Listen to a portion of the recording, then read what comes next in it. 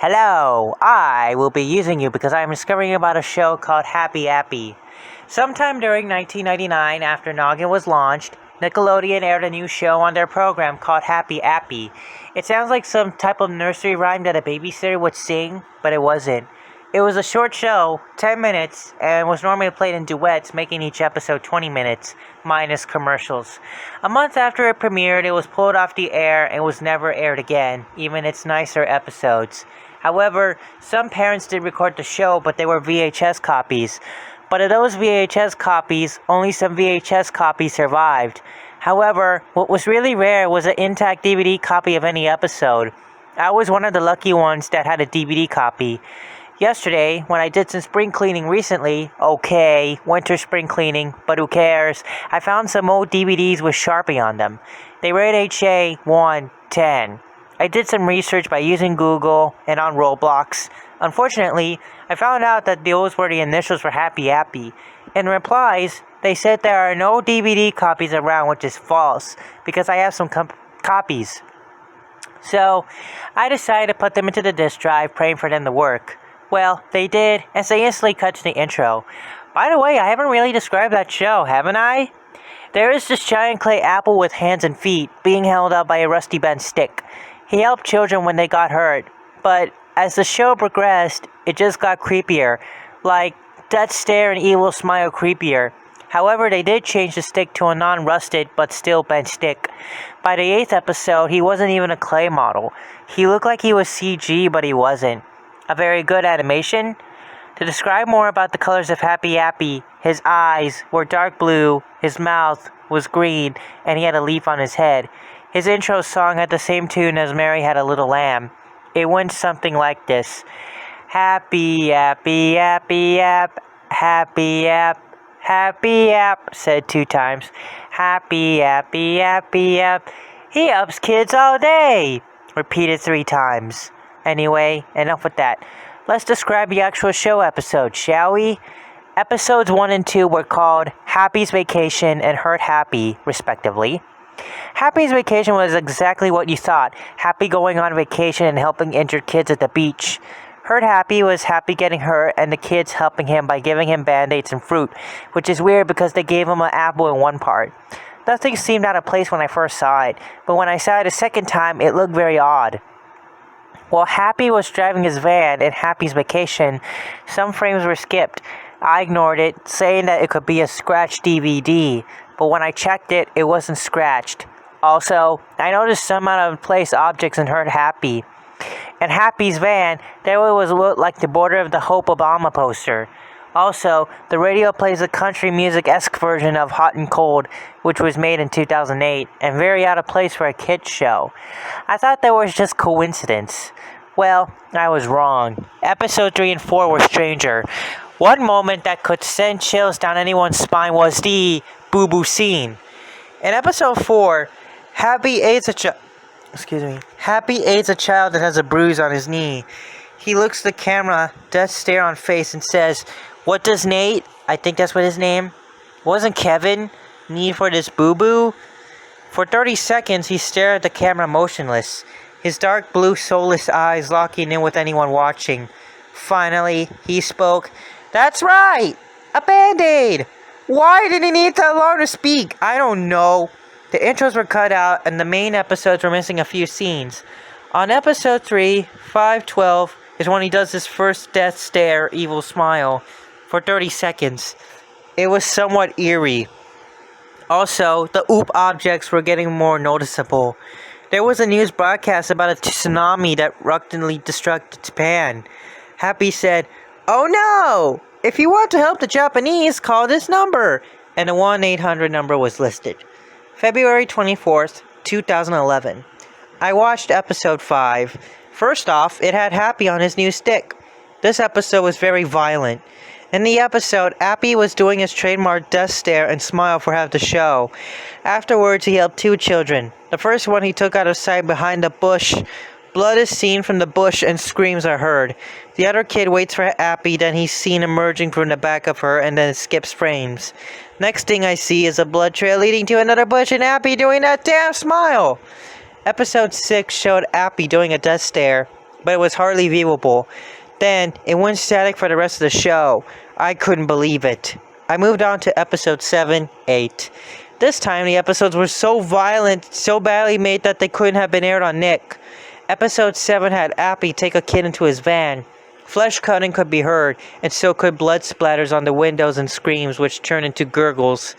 Then he emerged doing a death stare and smile from 9:21 to the end of the show, or 10 o'clock. Like I said, 8 had him be a siegish monster. But this episode was so coincidental, I couldn't believe Nick would even allow it. It starts out with Appy going around the playground telling kids about the cycle of life. By cycle of life, I meant frogs and plants. The kids then said, "Thanks, Happy!" But then, smoke creeped behind Happy, so Happy and the kids turn around. 2 towers, 9/11 mentioned in 1999, were burning up, with people falling off. There was a lot of screaming, fire, and the crashed airplane. The tail could be seen sticking out of one of the towers. I could hear a faint whining noise, and I think that it was the plane. Then a piece broke off, hitting and possibly killing someone. When the kid asked, "Appy, what are the towers doing?" It cut to a kid that was stuck under a huge metal piece crying for help. Some other kids tried to help him. He was screaming so loud, it was almost heartbreaking. There was blood everywhere, and the fear on his face was so realistic, I cringed. Appy turned to the camera and, just like the photo in the top right-hand corner, said these 3 words. "That's natural, children." He then dragged them away, leaving the trapped kid screaming. I jumped out of my seat. Was Appy a deathbringer of some sort? Or was he a master predictor? I had to continue. Episodes 9, 10 were up. Oh, and you want to know what happened when I called the phone number tomorrow? I decided I would call it tomorrow. February 25th, 2011. Just a quick thing. I called the phone number mentioned on episode 3. It was a recording which I'll translate for you. "Hello, I'm Happy Appy, every kid's most helpful apple. If you want to make a donation, press 1. If you want to know about the earthquake, press 2. Pressing 2 gave me this. An earthquake and tsunami hit Japan, and we need your help. If you can make a donation of $1, $2, $5, $10, $20, $50, or $100, you'll be a big help. Anyone who donates gets a Happy Appy badge." So, I decided to press 1 and donate $1 to the donation. It then said this. "Thanks for helping with the aid for the tsunami. Now in the mail, you'll get your Happy Appy badge in a week." February 27, 2011. Episode 9 was corrupted. It started up, but the whole thing had no audio, and the first part was so messed up that it was hardly viewable. The next part was just plain static for the rest of the video. Great. 2 missing episodes, I thought. 10 wasn't. It started with some weird offbeat carnival music. It started with Happy Appy still looking like he did in episode 8. But this time, as the episode went on, his CG-ish model looked worse and worse. Like, injury-wise worse. He was in his van, driving against a road that looped on and on. Eventually, he reached a playground. Many children were at play. Happy looked like he was ready to kill all of them. Then he said, "Hey kids, who wants to see Happy do a magic trick?" The kids cheered and ran into his van. He then closed the door and drove off. After that, he came back smiling like he just killed them all. I couldn't take it anymore. For some reason, Happy was making me feel nauseous, but I continued. The remainder of the show, before the credits, was him reading the news with future events that didn't happen for a long time. Examples were the Libyan riots, Chris Benoit's murders and suicide, and the SS Columbia disaster. Meanwhile, there were random breaks which showed a behind-the-scenes look at him realistically murdering a child. At the credits, Happy was holding a knife covered with blood. The camera shot down where there was a table. A hand with cut marks was visible. Then it cut to a blank screen with white text. If you get these DVDs, I copied Happy over to them. I wanted to preserve this so that they weren't lost forever. Now you might wonder, how did Nick allow all 10 episodes? Or 7? I don't know. They just did. That's what. If you want to know more, see me. KC. KC? Was that my friend Kevin Costo? Well, he did say that he worked with Nick until the end of the millennium, so he probably helped with Happy Appy. I decided to visit his house. When I entered, Kevin wasn't home. His wife was sitting, crying. I asked her what happened to Kevin. She replied with something that shocked me. I don't know what happened, but something or someone kidnapped him last night. I don't know where, but he or she left us.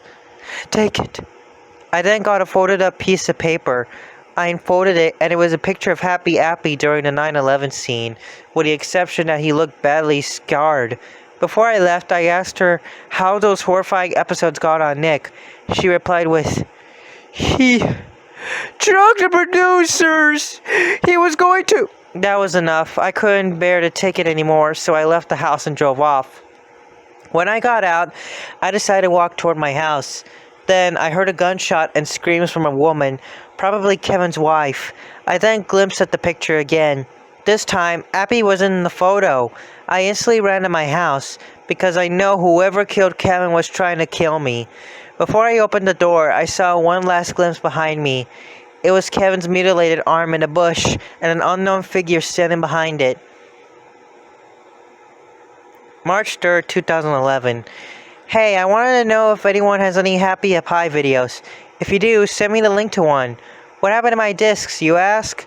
Well, I found them in pieces like a claw, slashed them in thirds along with a note saying, No more evidence now, huh?